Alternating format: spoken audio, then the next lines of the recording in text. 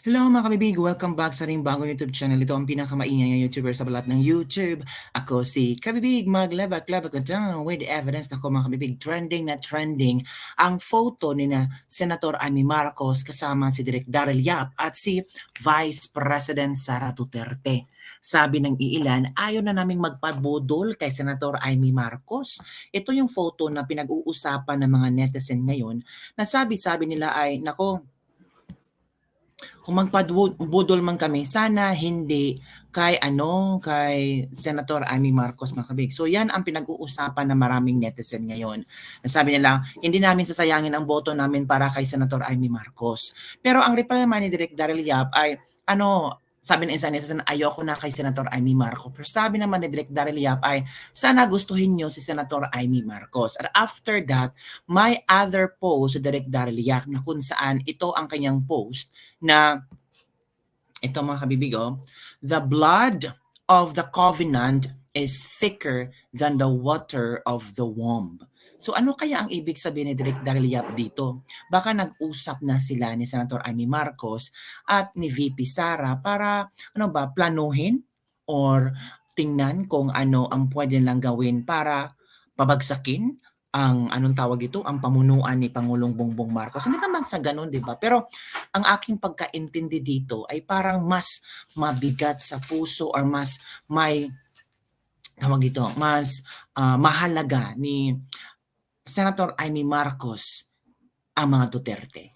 So it means kabibig, itinakwil na ni Senator Amy Marcos ang kanyang kapatid na si si Pangulong Bongbong Marcos. Posible, baka hindi na nagustuhan ni Senator Amy Marcos ang mga ginagawa ni Pangulong Bongbong Marcos, lalo na ngayon na parang walang magandang patutunguhan ng ating bansa. Sabi pa ni Direk Daryl Yap, ang pinagbuklod ng pawis, luha at dugo dahil sa paninindigan, karanasan, paniniwala at ipinaglalaban ay di hamak na mas makapangyarihan kaysa mahinang dahilan na galing kayo sa isang angkan, kahit pa sa isang sinapupunan. So, medyo tricky, medyo tawag dito ng iba ang matalinghaga itong post ni Direk Daryl Yap after few posting na kung saan nagsama si Senator Amy Marcos at si VP Sara Duterte. Kayo mga kabibig, ano ang inyong opinion tungkol dito? The blood of the covenant is thicker than the water of the womb.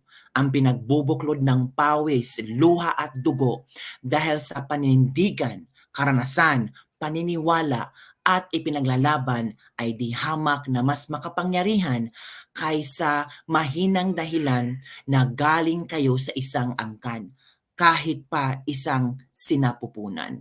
Ako, sabi ng isang netizen, ito na ba ang simula ng awayang Marcos versus Marcos? Kapatid versus kapatid? Pwede. Kung gusto ni Senator Amy Marcos na matapos na ang BBM government, sasali siya kay VP Sara, sasali siya sa maisog. Well, ito lang talaga ang aking masasabi dito, no? Kung i-call out ni Senator Amy Marcos ang kanyang kapatid na magpa-hair follicle test, yan na ang sign na talagang tama na, sobra na, dapat palitan na. Never again. So, kabibig, ano ang iyong komento tungkol to? May nagsabi kasi dito na, sabi ng isang netizen, yan si Senator Amy Marcos, hindi nga niya kinall out ang kanyang kapatid para yatang wala siyang pakialam. Ang importante sa kanya ay ang posisyon. Ay, ganun talaga si Senator Amy Marcos, mambubudol yan, manggagamit yan, kasi magpapa-elect yan sa 2025 election. So, kailangan magdikit-dikit siya kay VP Sara, knowing mas mataas ang net satisfaction rating ni VP Sara sa buong Pilipinas, lalo na sa Mindanao. Nako, ay kukuha lang yan ng boto sa Mindanao kasi alam naman nila na number 1 talaga si VP Sara at kung sino i-endorse ni VP Sara, I'm sure mananalo yan.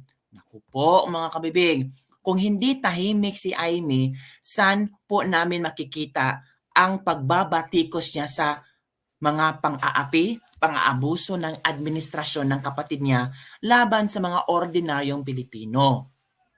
Naku mga kabibig, merong shinare si Direk Daryl Yap saan dito natin makikita kung paano binabatikos ni Senator Amy Marcos ang kanyang kapatid. Naku po mga kabibig ha. So panoorin natin mga kabibig. Ito na mga kabibig ha. Let's observe kung talagang merong pambabatikos ba ni Senator Amy Marcos laban sa kanyang kapatid. Pero sabi ng iba, pagbabatikos, kulang pa yan. Hair follicle test yan. Sabi ng isang netizen. So panoorin natin ha. Okay, let's go. Vice President Sara Duterte's scathing criticism of the current administration. Senator Marcos says criticism is inevitable, as there really are areas where the government can improve. On Wednesday, Duterte said Filipinos deserve better in a statement where she outlined the Marcos government's shortcomings across various sectors. Sa palagay ko, ang pinahiwatig naman ni VP Sara, pareho lang sa lahat ng mithiin, ng lahat ng Pilipino, yun rin naman ang gusto natin, na mawala yung baha, maibsan yung bagyo, na yung PhilHealth ay talagang tumupad sa kanilang mandato, magkaroon ng murang pagkain, at yung peace and order talaga namang matiwasay na ang ating buhay. Yun lang naman talaga ang ating hangarin lahat tayo. Tapos, eto nga, may pitik sa administrasyon. Sa palagay ko, hindi na rin maiiwasan yan eh. Ganyan talaga. The Philippines successful. So, yun ang tawag dito. Yun ang komento ni Senator Amy Marcos na I believe VP Sara only verbalized what we all aspire for: no floods, better storm effect management, PhilHealth that is compliant with the mandate, cheaper food, better peace and order. So, yan ang pagbabatikos nga ba iyon ni Senator Amy Marcos sa gobyerno ng kanyang kapatid. I'm sure marami naman magsasabi niyang pagbabatikos ba yan? Sana kinall out niya talaga ang kanyang kapatid. Hindi niya gagamitin si VP Sara, hindi niya gagamitin ang statement ni VP Sara para magsimula siyang magsalita. Dapat sana katulad siya ni VP Sara na talagang may pananandigan, matapang na i-call out kung ano ang mga problema ng ating bansa. Itong si Amy para yatang nagmamalinis lang ito. Itong si Amy Marcos para yatang takot sa kanyang kapatid at hindi niya kayang sugpuin or hindi niya kayang i-call out ang kanyang kapatid. Marami ding mga netizen ang nagsasabing bakit tahimik pa rin si Senator Amy Marcos tungkol sa issue ng polvoron, tungkol sa kanyang kapatid na gumagamit ng polvoron, at marami pang mga pasabog itong si Cathy Binag at itong si Maharlika na kung saan maraming mga appointees ni Pangulong Bongbong Marcos na gumagamit ng polvoron. At sabi pa ng isang retired general na delikado ang Malacanang kasi labas-pasok lang ang mga taong gumagamit ng polvoron at kailangan talaga na obserbahan or di kaya kino-call out din nila ang PNP na bantayan ang Malacanang, parang binabastos na ng administrasyong Bongbong Marcos. I don't know kung ano pa ang reaksyon ni Senator Amy Marcos dito. Sana magsalita na siya tungkol sa pinag-uusapan ng mga Pilipino ngayon na bangag ang kanyang kapatid. Okay mga kabibig, so ano ang iyong reaction dito? Ako naman, kung si Senator Amy Marcos ay kakalabanin niya ang kanyang kapatid, Marcos versus Marcos na ito, di ba?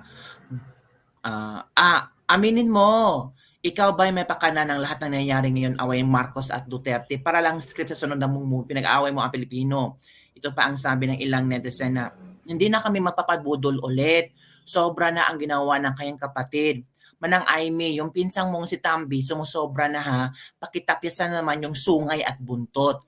Budol ulit? Ano ba ito? Frustrated ako sa Pilipinas ngayon. This made my day bad. Salamat sa ayuda na lang puro. Heto na naman tayo, ginamit na naman si Inday Sara para sa eleksyon. So, I don't know mga kabibig kung ano ang iyong komento tungkol dito, pero hindi naman natin ipagkaila na si Senator Amy Marcos at VP Sara Duterte ay talagang BFF, best friends forever. Hindi man masyadong, what I mean is that si Senator Amy Marcos nabudol dun ito. Bakit nabudol ka, Bibig? Kasi si Senator Amy Marcos ang siyang nangligaw kay VP Sara. Sumunod lang ang kanyang kapatid. Kasi plano naman ng kanyang kapatid na tumakbong presidente, di ba? Kasi natalo siya kay Lene noong vice presidente to prove na talagang magaling siya, to prove na maraming nagmamahal na mga loyalista, tumakbo siyang presidente. At para talaga sure na mananalo siya, maghanap siya ng malakas din na politiko. And that time, malakas ang pangalan ni VP Sara Duterte. So, paano ba nabudol si Senator Amy Marcos? Di kinausap siya ng kanyang kapatid, humingi ng tulong ang kanyang kapatid, posible na i-convince si VP Sara na tatakbong busy sa kanya. Knowing na si Amy at VP Sara ay very close friends, baka nabodo doon si Senator Amy Marcos sa mga pangako ni BBM na ipagpatuloy natin ang nagawa ni Duterte, tapos ibabangon natin ang pangalan ng ating ama. Baka nabudol doon si Senator Amy Marcos, tumulong siya para makausap si VP Sara. Pumunta pa nga itong mga Marcos sa Davao, di ba? Paluhod-luhod pa sila. Ngayong naraman natin kung gaano ka bagong Pilipinas, kung gaano sama-sama tayong babangon muli, eto na. Kaya lahat ng mga sisi ay nabuntun kay Senator Amy Marcos kasi siya talaga, doon talaga nagsimula sa kanya. So, maybe let's give time for Senator Amy Marcos to explain her side and to admit kung ano man ang pagkakamali, kung meron mang pagkakamali. In the same time, kung gusto pa niya i-call out ang kanyang kapatid, na tama na, sobra na yung paggamit ng pulburon, di ba? So, yun lamang kabibig, kung nabudol man tayo, mas nabudol si Senator Amy Marcos. Kasi sa nilang dugo, kapatid, ang bumudol sa kanya. Nako, yun lamang kabibig ang ating latest lebak-lebak for today. Do you think, what is your point on this situation na parang hindi na talaga, parang close ang utak at puso ng mga tao pag patungkol sa Marcos? Lalo na ang mga solid Duterte, lalo na ang mga supporters ni VP Sara. Parang ayaw na nilang ma-associate si VP Sara sa pangalang Marcos. Ayaw na nilang butuhan ang any Marcoses na tatakbo sa national election sa 2025. Mababangon pa ba muli ang pangalan ng Senator Amy Marcos? Senator Amy Marcos ran as a senator sa 2025 election under sa slate ni VP Sara. Ang tanong, itataas ba ni VP Sara ang kamay ni Senator Amy Marcos? Maniniwala pa ba si VP Sara kay Amy Marcos? Nagsabi pa ng iba, baka sinakyan lang ni VP Sara si Amy Marcos. Baka natuto na si VP Sara at kung bubudulin ulit siya, ibubudol na rin niya si Amy Marcos. So, depende talaga sa pag-analyze sa situation, mga kabibig. So, maghintay-hintayin lang tayo. Baka meron pang mga bagong updates tungkol sa VP Sara, Senator Amy Marcos, pati si Bongbong Marcos. Pero yung ibang tao excited sa Marcos versus Marcos. Labanan ng dignidad, labanan ng prinsipyo, labanan ng ipinaglalaban kung ano ang tama para sa gobyerno at para sa tao. Marcos versus Marcos. Naku, masayang labanan yan.